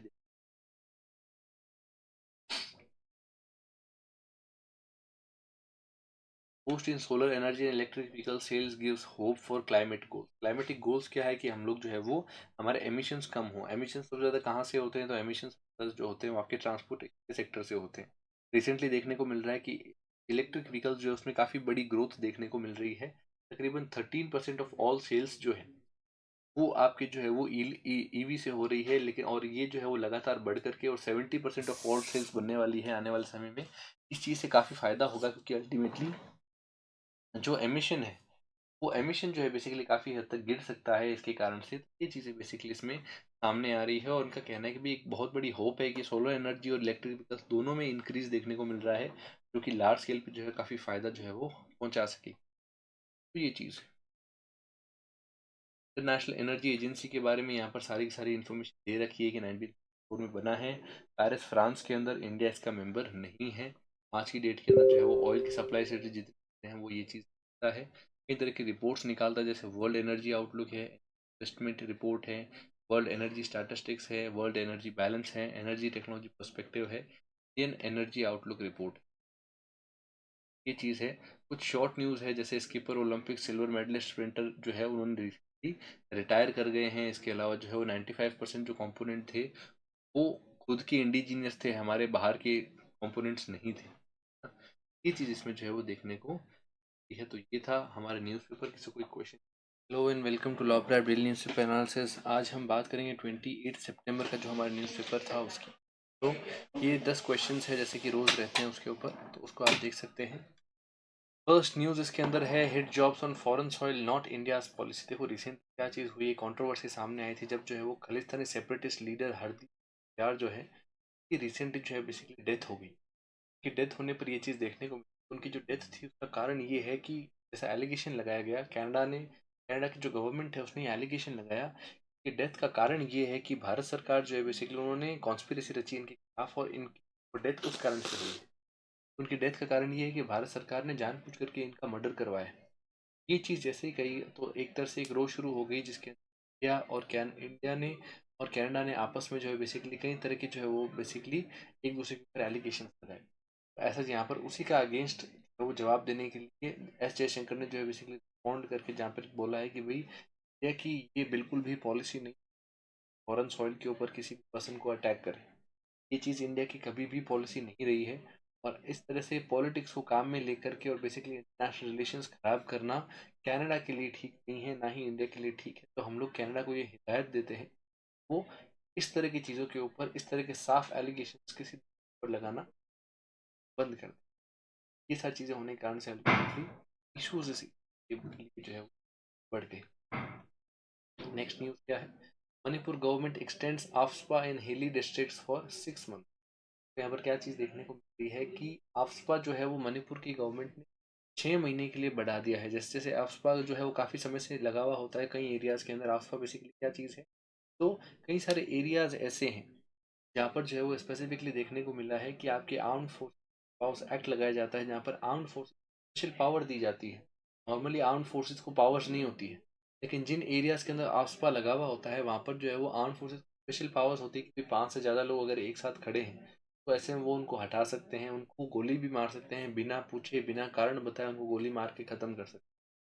इतनी एक्सटेंसिव पावर दी जाती है उनको ताकि उस एरिया के अंदर जो एक सिचुएशन डिस्टर्ब चल रही है, जो डिस्टर्ब्ड एरियाज हैं उनसे जो है बेसिकली टैकल किया जा सके और सिचुएशन को नॉर्मल बनाया जा सके, इस तरह की पावर उनको दी जाती है। ये चीज़ आफ्सपा के अंदर है और रिसेंटली 6 मंथ से आफ्सपा बढ़ा दिया गया है। ये हमेशा चिंता की बात रहती है क्योंकि आफ्सपा जिस एरिया के अंदर लागू है इसका मतलब ये है कि वहाँ पर शांति है नहीं। चीज़ क्या देखने को मिलती है, आफ्सपा लागू होने का इफेक्ट ये भी देखने को मिलता है कि उन एरियाज के अंदर ह्यूमन राइट्स का वॉयलेशन काफ़ी ज़्यादा होता है। लोगों ने नागालैंड के इशू में देखा था किस तरह नागालैंड के अंदर काफ़ी एरियाज के अंदर जो है वो गवर्नमेंट ऑफ इंडिया जो है वो कोशिश भी करती है, लेकिन उसके बावजूद भी जो है वो कई एरियाज में शांति नहीं बन पाती है। इस कारण से काफ़ी सारे जो एरियाज है, काफ़ी जो सब्जेक्ट्स हैं उनके, उसमें काफ़ी एरियाज में दिक्कतें जो है वो देखने को मिलती है। इंडिया के अंदर आज की डेट में आफ्ता कई सारे एरियाज में जो है वो लागू हो रखा है ना।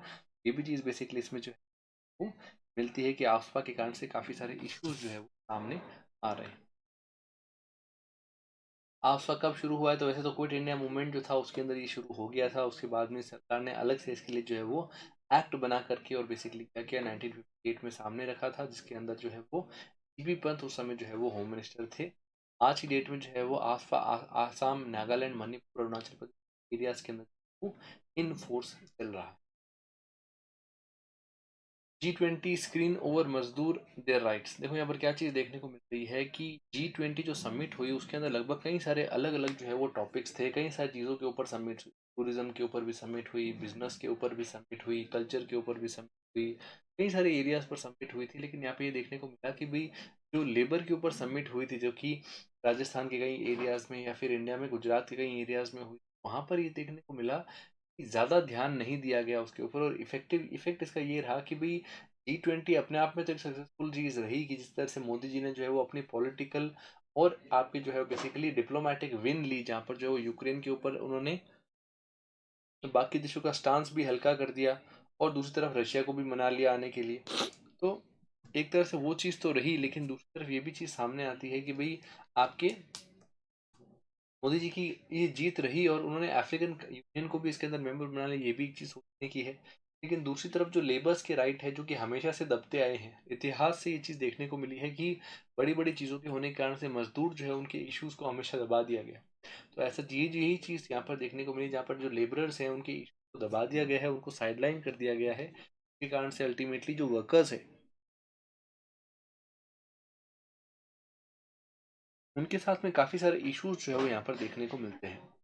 चीज़ ये भी चीज़ सामने आती है कि इतने ज़्यादा इशू होने के कारण से अल्टीमेटली कोई भी एरिया के अंदर अगर इतने सारे इशू होंगे, इतने सारी चीज़, तो अल्टीमेटली मजदूर जो है, तो जो ऐसे लोग हैं जो कि बेसिकली इस जो कि छोटे लेवल पे वर्क करते हैं, ब्लू कॉलर जॉब्स करते हैं, उनकी सिचुएशन बिगड़ती जाएगी। नॉर्मली इंडिया में क्या होता है कि ह्यूमन राइट्स काफ़ी ज़्यादा ख़त्म कर दिए जाते हैं लेबरर्स की।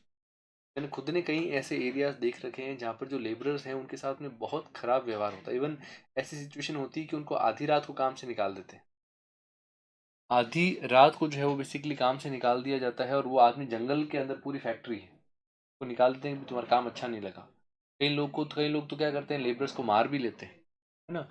कई एरियाज में इंडिया के अंदर जो है वो बॉन्डेड लेबर करवाया जाता है। ये सब चीज़ें बेसिकली क्या दिखाती है कि लेबर से रिलेटेड राइट्स जो है इंडिया के अंदर उसको काफ़ी ज़्यादा एक एनफोर्स करने की, एनफोर्स में लाने की ज़रूरत है। और वो चीज़ें आज की डेट में हुई नहीं है। कोशिशें बहुत की गई है, इवन इंटरनेशनल लेवल पर भी लेबर ऑर्गेनाइजेशन काफ़ी बनाई गई है कि लेबर्स का जो नीड है उसके हिसाब से काम किया जाए। लेकिन न्यू दिल्ली डिक्लेरेशन के अंदर इतनी ज़्यादा चीज़ें उसके रिलेटेड थी नहीं। और वो जो अपॉर्चुनिटी थी कि वर्कर्स राइट्स को वर्ल्ड के अंदर जो है प्रोवाइड किया जाए, फैलाया जाए, उनको जो है वो एक लॉन्ग टर्म में जो है बेसिकली चीज़ें देखी जाए, वो चीज़ें कहीं ना कहीं जो है वो एक कमी रह गई उस चीज़ के अंदर, ये चीज़ देखने को। ड्राइंग द लाइन के अंदर यहाँ पर क्या चीज़ देखने को मिल रही है, इनका ये कहना है कि भाई रिसेंटली जब ये जो साल शुरू हुआ था उसके अंदर हमने देखा था कि भाई जोशीमठ जो है, क्योंकि उत्तराखंड का एक एरिया है, वहाँ पर रिसेंटली जो है बेसिकली पूरा का पूरा शहर सिंक करने लगा, नीचे की तरफ गिरने लगा, उसमें त्रेड़े आने लगी। और उसका रीज़न बेसिकली ये देखने को मिला था कि जो तपोवन विष्णुगढ़ पावर प्रोजेक्ट है उसके अंदर जो है बेसिकली उसको बनाने के लिए वहाँ पर ये चीज़ देखने को मिली थी कि वहाँ पर जो रोड्स, टनल्स वगैरह सब बनाए जा रहे थे, उस कारण से वहाँ पर पूरा का पूरा जो पहाड़ था उसको काट करके और बेसिकली जो है वो रोड बनाई गई थी। और उस समय एक फ्रैक्चर हो गया था एक्वीफायर में, यानी कि एक पानी का ग्राउंड वाटर का एक बहुत बड़ा एक्वाफायर था, उसके अंदर जो है बेसिकली पंचर कर दिया था उन्होंने, इस तरह की चीज़ करने के कारण से। वो पंचर के कारण से बेसिकली सारा का सारा जो है वो पानी बाहर गिरने लगा उससे, और अल्टीमेटली इफेक्ट ये हुआ कि उस पानी के ऊपर जो है बेसिकली पूरा पहाड़ खड़ा था, तो पानी हट गया तो पहाड़ नीचे की तरफ सिंक करने लगा। तो ये चीज़ें बेसिकली क्या बताती है कि इस तरह की जो सिचुएशन है यहाँ पर जोशीमठ की, वो एक बड़ा क्राइसिस जो है बेसिकली आज की डेट में एरिया में लेकर के आ रही है। और रिसेंटली क्या हुआ था कि वहाँ की जो सरकार है उन्होंने कई सारी यूनिवर्सिटीज़ को ये बात बोली थी, कभी रेपुटेड यूनिवर्सिटी को, कि आप इसके ऊपर रिसर्च करके हमें बताएं कि क्या कारण है कि भाई इस तरह की चीज़ें यहाँ पर हुई है। उसका कारण वहाँ पर ये चीज़ देखने को मिलती है कि उनका ये कहना था कि ये जो सारी चीज़ें थी उसके अंदर ये चीज़ देखने को मिल रही है कि वहाँ पर जो है वो बेसिकली इंफ्रास्ट्रक्चर के बनने के कारण से, और काफ़ी तरह के जो है बेसिकली हाई लेवल की इंफ्रास्ट्रक्चर की सोच के कारण से, पेड़ों को काटने के कारण से, और इस तरह की जो चीज़ें हैं, मान ली पेड़ का एग्जैक्ट उसमें नहीं है, पर उनका कहना था कि इंफ्रास्ट्रक्चर का ह्यूज लेवल पर जो है बनाने के कारण से बेसिकली एक बहुत बड़ा रीज़न जो बना है वो ये है कि भाई इस तरह के कंस्ट्रक्शन के कारण से जो है बेसिकली सारी सारी चीज़ें और सारी सारे डिजास्टर्स सामने आ रहे हैं। तो अल्टीमेटली जो सरकार है और जो लोग हैं को गौर करना पड़ेगा इस तरह की चीज़ों के ऊपर कि क्या हम लोग अब अफोर्ड कर सकते हैं इस तरह की चीज़ों को और ज़्यादा बनना, और ज़्यादा इस चीज़ को जो है वो मेंटेन करना, है ना। ये चीज़ें बेसिकली देखने को दी गई। द टू हीरोज ऑफ सनातन धर्म, देखो यहाँ पर क्या चीज़ देखने को मिल रही है कि यहाँ पर जो शब्द है सनातन धर्म के ऊपर उन्होंने बताया है कि भाई किस तरह से पॉलिटिसाइज किया जा रहा है इस शब्द को, और रियलिटी के अंदर इस तरह के जो शब्द है उसका क्या मीनिंग है, और किस तरह से जो है वो इंडिया के अंदर जो है उस चीज़ को काफ़ी ज़्यादा फेल किया जा रहा है ना। ऐसा जहाँ पर इनका ये कहना था कि भाई आपकी जो हिस्टोरिकल फिगर्स हैं उनके बारे में यहाँ पर बात की गई है, जहाँ पर जो है वो सुब्रमण्यन भारती के बारे में बात की गई है कि सनातन धर्म का जो उनकी सोच थी, दयानंद सरस्वती की जो सोच थी, जहाँ पर वैदिक धर्म को जो है वो सनातन माना गया था, और ये कहा गया था कि भी जो वेद कहते हैं वो सत्य है और वेद के अगेंस्ट जो भी जाता है वो गलत है। तो ये जो चीज़ है ये सनातन धर्म माना गया था कि जो एंशियंट है उनको सनातन माना गया। लेकिन देखिए इसमें रियलिटी क्या है कि नॉर्मली जो धर्म वास्तव में उसके अंदर देखने को मिलता है वो कोई निभा नहीं रहा है, और निभाने के लिए सिर्फ वो चीज़ें निभाई जा रही है जो कि उनको अच्छी लगती है ना। जैसे फॉर एग्जांपल इसमें क्या चीज़ देखने को मिल रही है कि कास्ट बेस्ड जो सिस्टम है, अब कास्ट सिस्टम जो है बेसिकली एज सच इम्प्लीमेंटेड नहीं है। कास्ट सिस्टम के अंदर जो चीज़ें कही जाती है वो हर जगह पर लागू नहीं है। कास्ट सिस्टम जो है बेसिकली गुण कर्म विभाष ऐसा शब्द है उसके अंदर आता है ना। इसके अंदर जो है बेसिकली कास्ट सिस्टम जो है वो गुण और कर्मों के हिसाब से पर्सन को दिया जाता है, लेकिन ये चीज़ को कोई मानता नहीं है। इवन जवाहरलाल नेहरू ने भी अपनी जो किताब है जो डिस्कवरी ऑफ इंडिया, उसके अंदर उन्होंने काफ़ी साफ साफ लिखा, काफ़ी उन्होंने एग्जाम्पल भी दिए उपनिषद के, जहाँ पर जो है वो कठोपनिषद से उन्होंने एक एग्जाम्पल दिया जहाँ पे उनको बताना था किस तरह से जो है वो एक ऐसी फीमेल जो कि बेसिकली जो है एक कॉल गर्ल थी, उसकी जो बच्चा होता है और वो जो है बेसिकली किस तरह से एक गुरु से दीक्षा लेने के लिए जाता है, और वो गुरु पूछता है भाई अपने पिता का नाम बताओ, तो वैसे में वो अपनी माँ से पूछता है कि भाई मेरे पिता कौन है, क्योंकि गुरु जी के पिता का नाम पूछे। तो ऐसे में उसकी माँ कहती है कि बेटा आप उनको जाकर के ये बात कहिए कि मेरी माँ ने कई लोगों की सेवा करी है, इसलिए मुझे नहीं पता कि मेरे पिता का नाम क्या है। तो ये बात एग्जैक्टली वहां पर जाकर के वो रख लेती, वो लड़का रख देता है, और उस बेस पर वो जो गुरु हैं वो उनको अपना शिष्य मान लेते हैं, ये कह करके कि वही व्यक्ति जो है वो ब्राह्मण है जिसमें वास्तव में सच बोलने की जो है वो हिम्मत है। तो ये बच्चा ब्राह्मण इसलिए है क्योंकि ये जो है वो सच बोलने की इतनी हिम्मत रखता है। तो ऐसा यहाँ पर क्या हुआ कि जो सच बोल रहा है उसको ब्राह्मण माना है, ना कि वो जो जाति से ब्राह्मण है ना। तो ये इस तरह के कई सारे एग्जाम्पल्स देखने को मिलते हैं जहाँ पर पर्सन की जिस तरह की क्वालिटीज है, जो वर्च्यू है, उसके बेस के ऊपर माना जाएगा, लेकिन यहाँ पर अलग मानी जाती है। सेकेंडली दूसरी तरह की चीजें क्या देखने को मिलती है, यही सेम चीज विवेकानंद के सामने भी देखने को मिलती है कि विवेकानंद जो है उन्होंने पूरे एरिया में है ना ये चीज बताई कि भाई किस तरह से एक रीजनेबिलिटी के साथ में जो है वो काम किया जाए, और रीजनेबिलिटी के साथ में सारे के सारे इशू साथ में रखे गए। लेकिन देखने को ये मिलता है कि शिकागो की उनकी चाहे स्पीच ले ली जाए, ताकि उनका चाहे उनका जो है वो रामकृष्ण परमहंस के साथ में बातचीत ली जाए, हर सिचुएशन में उन्होंने ये कोशिश करी है कि किस तरह से जो है वो एक लॉजिकल तरीके से वो जो है वो धर्म को सामने रख सके। लेकिन देखने को ये मिलता है कि यूथ भी सिर्फ उनका वही पोर्शन काम में लेता है जो कि उनके लिए जो है वो बेनिफिशियल है या फिर उनकी चीज़ों को आगे बढ़ाता है। ये सारी चीज़ें होने के कारण से अल्टीमेटली क्या देखने को मिलता है कि एक सिचुएशन जो कि अंडर कंट्रोल होनी चाहिए थी वो बेसिकली अब आउट ऑफ कंट्रोल हो रही है, और बेसिकली एक तरह से जो इस्लामोफोबिया था वैसे वैसे एक हिंदू फोबिया भी सामने आ रहा है। और ये सेम चीज़ें अल्टीमेटली क्या दिखा रही है कि इंडिया के अंदर इस तरह की चीज़ें और ज़्यादा जो है वो वॉयलेंस क्रिएट करेगी और ज़्यादा इश्यूज क्रिएट करेगी। अगर आपको पीस नहीं रखनी है, अगर आप शांति नहीं रखना चाहते हैं, तो अल्टीमेटली आप जो है वो किसी भी धर्म की तरफ नहीं है। ये चीज़ अल्टीमेटली जो है वो ये बताती है। टाइमलेस क्वेस्ट, देखो यहाँ पर क्या चीज़ देखने को मिलती है, इसको गौर कीजिएगा कि जो एक नासा का ओरिस रैक्स स्पेसक्राफ्ट जो है उन्होंने रिसेंटली क्या किया था कि एक जो है वो ड्रॉप किया था कैप्सूल अर्थ के अंदर, है ना। उन्होंने एक कैप्सूल जो है वो ड्रॉप किया था, कहाँ से ड्रॉप किया था, तो उन्होंने बेसिकली एक ऐसी, समझ लीजिए कि एक ऐसा जो है बेसिकली आपके एस्टेरॉइड है जो कि सन के बहुत पास में रिवॉल्व करता है और कुछ 6 सालों में एक बार अर्थ के पास आता है। इसका नाम है बीनू। ये जो बीनू एस्टेरॉइड है, यहाँ से जो है वो सैंपल उठा करके ओरिस रैक्स जो है इसने क्या किया कि अर्थ के ऊपर भेजा और उस कैप्सूल को, और वो जो पत्थर है, अब वो जो पत्थर है उसकी पूरी पूरी स्टडी की जाएगी कि भाई वो पत्थर के अंदर क्या चीज़ें हैं, कैसे है। कि बड़ी चीज़ ये है कि उससे ये चीज़ देखने को मिलेगी, समझने को मिलेगी कि वास्तव के अंदर जो है वो दुनिया बनी कैसे, कि वर्ल्ड बनने का जो सबसे पहला इफेक्ट है,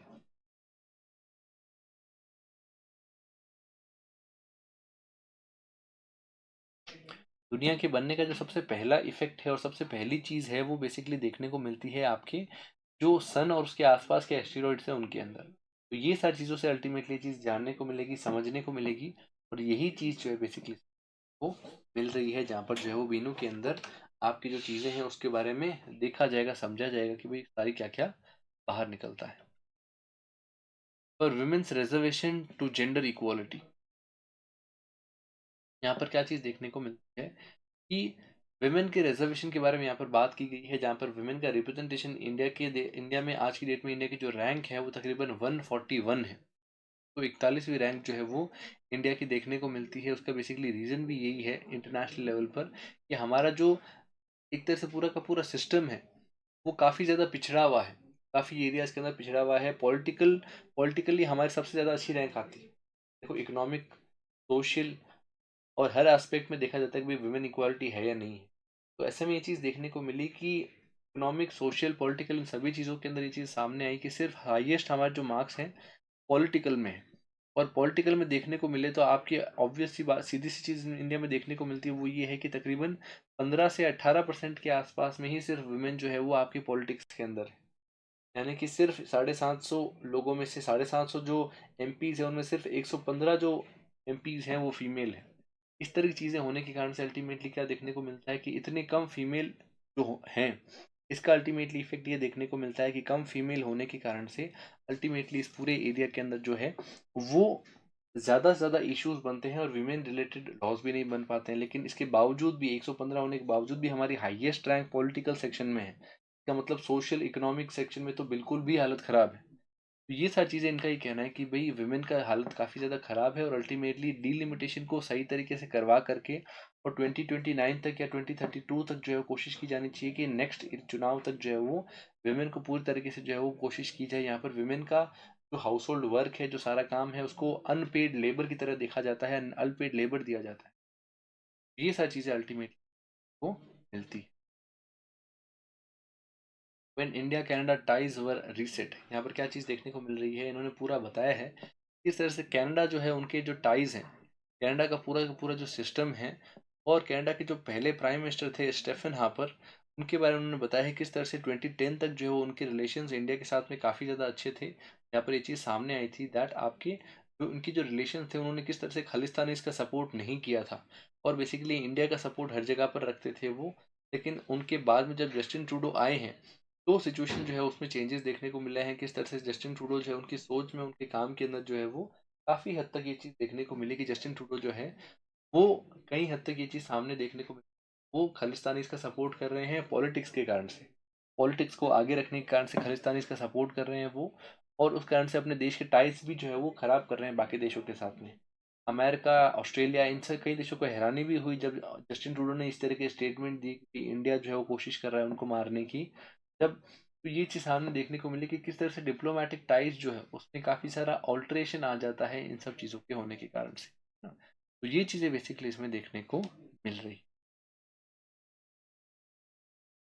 Y are tigers dying in Nilgiris district, यहाँ पर क्या चीज़ देखने को मिल रही है कि नीलगिरीज का जो डिस्ट्रिक्ट है के साथ में ये चीज़ देखने को मिल रही है कि वहाँ पे जो टाइगर्स हैं उनकी डेथ रिसेंटली हुई है।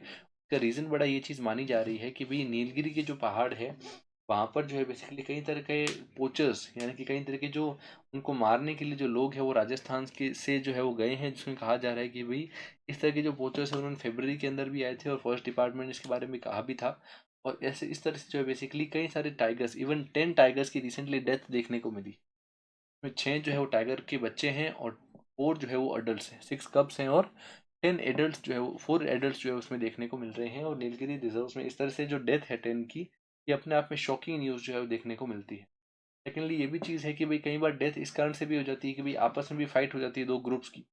ये सारी चीज़ें बेसिकली देखने को मिल रही है। अल्टीमेटली सरकार क्या कर रही है, एंटी पोचिंग के प्लान्स बना रही है, यानी कि ये जो शिकारी है इन्हीं को पकड़ने की जो है कोशिश की जा रही है। और एंटी पोचिंग के लिए सरकार जो है वो जंगलों में जाकर के रहने की और जंगलों में बेसिकली जो है वो इस तरह का पूरा सिस्टम बनाने की कोशिशें कर रही है। ये चीज़ देखने को मिल रही है। इंडिया में जैसे हमने देखा है कि टाइगर्स जो है उनकी जो नंबर है टाइगर्स का वो रिसेंटली इंक्रीज हुआ था। शुरुआत में जब एनटीसीए बनाया गया था उसके बाद में जब पहली बार देखा गया तो तकरीबन जो फिगर था वो 1411 पर था, 1411 टाइगर्स थे इंडिया में। लेकिन अभी बढ़ करके जो है वो 3000 को भी क्रॉस कर गए हैं, तकरीबन डबल से भी ज़्यादा हो चुके हैं। तो ये काफ़ी अच्छी बात जो है वो इंडिया में देखने को मिल रही है। एनआईए होल्ड्स रिसर्च इन 6 states, detain several over terrorist link. Terrorist link होने के कारण से बेसिकली कई सारे लोगों को अरेस्ट कर दिया है एनआईए ने। ये चीज़ें बेसिकली एनआईए क्या, यूएपी क्या है, ये हम लोगों ने कई बार देख लिया है। यूएपी एक्ट 1967 का है जो कि टेररिस्ट से रिलेटेड जितनी इशू है के रिलेटेड काम करता है। High level meeting tension with China over past 3 years. यहाँ पर क्या चीज़ है, मिलिट्री टेंशन काफ़ी ज़्यादा जो है वो चाइना के साथ में है, क्योंकि दोनों के बीच में जो बॉर्डर्स हैं उसके अंदर जो है वो आपके अरुणाचल प्रदेश का, सिक्किम का, उत्तराखंड का, हिमाचल प्रदेश का और जम्मू कश्मीर का बॉर्डर है, जो कि काफ़ी एरियाज में डिस्प्यूटेड है, जिसमें जम्मू कश्मीर अरुणाचल प्रदेश विशेष रूप से डिस्प्यूटेड है। ये सारी चीज़ें बेसिकली इसमें हैं जिसके कारण से जो है दोनों के टाइज जो है सीवियरली कट हो चुके हैं। ये चीज़ देखने को मिलती है। Indian ageing elderly to make up 20% of population by 2050। 2050 तक जो है वो हमारे यहाँ पर जो बूढ़े वृद्ध या ओल्ड एज पॉपुलेशन है वो तकरीबन तकरीबन जो है वो 20% रह जाएगी। 20% पॉपुलेशन ओल्ड होना काफ़ी ज़्यादा पॉपुलेशन होता है ओल्ड, क्योंकि 20% पॉपुलेशन ओल्ड होने का मतलब ये है कि आपके देश के अंदर जो है वो डिपेंडेंट पॉपुलेशन है 20%। और उसके साथ में जो है वो बीमारियां बढ़ जाएगी तो एक्सपेंसेस भी, हाउस एक्सपेंसेस भी, जो ऐसे एक्सपेंसेस का कोई आउटपुट नहीं है या फिर दवाइयों के एक्सपेंसेस हैं, ये भी बढ़ जाएंगे। तो अल्टीमेटली बर्डन जो है वो इंडियन लोगों के ऊपर बढ़ जाएगा। तो 20% जो है वो एजिंग पॉपुलेशन होगी इंडिया के अंदर 2050 तक। ये एक बड़ा जो है वो कारण है, बड़ा इशू देखने को मिल रहा है। और यूएन एफपी की इस रिपोर्ट का ये कहना है कि भाई इस तरह की चीज़ें स्पेसिफिकली जो है वो फीमेल के लिए बड़ा चैलेंज है, क्योंकि फीमेल्स के लिए जो है वो रूरल एरियाज़ के अंदर, अर्बन एरियाज़ के अंदर काफ़ी सारे एरियाज़ में उनको संभालने वाले लोग कम होते हैं। ऐसे में इनका जो है वो इतना इस तरह से ओल्ड एज होना अपने आप में क्वेश्चन मार्क लगा। यूएनएफपी क्या है उसके बारे में सारी इन्फॉर्मेशन जो है वो यहाँ पर इसमें दे रखी है। तो इसमें आप देख सकते हैं कितने मेंबर्स थे, कब ये शुरू हुआ, कब ऑपरेशन, क्या क्या क्या ऑपरेशन करता है, वो सब इसमें। इंडियन नेवी टू अनवील स्वावलंबन 2.0 नेक्स्ट वीक। देखो यहाँ पर क्या चीज़ देखने को मिल रही है कि स्वावलंबन 2.0 की यहाँ पर बात की गई है। इसमें गौर कीजिएगा कि गवर्नमेंट ऑफ इंडिया जो है वो आज की डेट में जो जितने भी अपनी चीज़ें हैं वो सारी सारी बाहर से मंगाती है। चाहे वो कोई भी चीज़ें हो, जाए जाके चाहे वो जो है हमारे शिप्स हो, चाहे वो अटैकिंग सबमरीन्स हो, सब चीज़ें हम लोग बाहर से मंगाते हैं। लेकिन अब हम लोग कोशिश कर रहे हैं कि सारी की सारी इंडिया में ही बनाई जाए। तो इंडिया में बनाने के लिए क्या क्या कोशिशें की जा सकती है, तो इंडिया में बनाने के लिए हम लोग जो है बेसिकली इसको जो है वो हम लोग इंडिया में बुलाने के लिए क्या कर सकते हैं, तो हम लोग जो है वो इस तरह की चीज़ करने के लिए, इंडिया में बनाने के लिए जो है बेसिकली इसके अंदर बाहर से टेक्नोलॉजी ला करके काम कर सकते हैं। तो वो चीज़ के लिए, इंडिजिनाइजेशन के लिए रिसेंटली सरकार ने क्या किया है, स्वावलंबन 2.0 जो है उसको शुरुआत की है, ताकि हम लोग जो है वो उससे रिलेटेड जो है वो काम कर सकें और आज़ादी के अमृत महोत्सव के तहत जो है वो इस तरह की चीज़ें कर सकें। Ultra long government securities to see good demand from insurance pensioner funds in H2। जो है यहाँ पर क्या चीज़ देखने को मिल रही है कि पहली बार जो है वो इंश्योरेंस को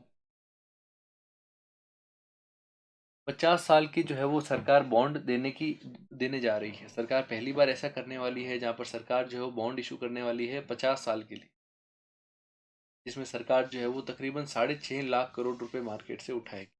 ना। और ये जो चीज़ है बेसिकली ये मार्च 2024 के आसपास में सेकंड फिस्कल ईयर के आसपास में हो। इसके अलावा 30 साल की ग्रीन डेट बॉन्ड्स भी जो है सरकार निकालेगी। नॉर्मल सरकार क्या होता था कि सरकार को जब पैसे उठाने होते थे, सरकार को जब उधार लेना होता था, सरकार को जब पैसे चाहिए होते थे, तो सरकार 1 साल के, 1.5 साल के, 5 साल के बॉन्ड्स निकालती थी, इससे बड़े बॉन्ड्स नहीं निकालती थी। लेकिन अब सरकार ने क्या किया है, पहली बार सरकार ने जो है क्या किया है, गवर्नमेंट बॉन्ड्स इंट्रोड्यूस करे हैं जो कि 50 साल की उसका टेन्योर होगा, 50 ईयर्स तक का टेन्योर होगा। काफ़ी बड़ी चीज़। कुछ शॉर्ट न्यूज़ इसके अंदर भी हमारे साथ में है। क्या है हमारे पास शॉर्ट न्यूज़, तो Bihar second tiger survey to come up in Kaimur. Kaimur के अंदर जो है बिहार का सेकंड टाइगर रिजर्व जो है वो सामने आने वाला है। इसके अलावा सीजे agrees to list Naidu's case on October 3 after जजेस रिकल्स। जजेस जो है वो अपने आप में साइड हो रहे हैं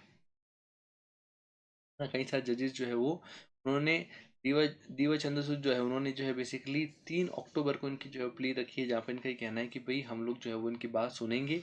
और पहले क्या चीज़ देखने को मिल रही थी कि जो SVN भाटी, जो पहले जज थे आपके इनके साथ में सुप्रीम कोर्ट के अंदर, उन्होंने अपने आप को रिकल्स कर लिया था ये कहते हुए कि भाई वो पहले से ही इनसे रिलेशन के अंदर है और पहले ही इनके वकील रह चुके हैं, इसलिए हम लोग जो है बेसिकली मैं जो है वो इनसे रिलेटेड केस के अंदर जो है वो नहीं बैठूँ। तो ये जो चीज़ है इसके कारण से बेसिकली नई बेंच बनाई गई है और उसके हिसाब से काम किया जाएगा।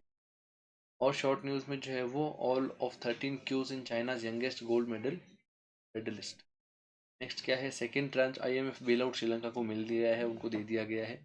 ईरान ने सक्सेसफुली लॉन्च करा है मिलिट्री की नई इमेजिंग सैटेलाइट्स। तो ये चीज़ इसमें देखने को। ये था हमारा न्यूज़पेपर। किसी कोई क्वेश्चन हो, कोई बात हो तो आप हमें बता सकते हैं।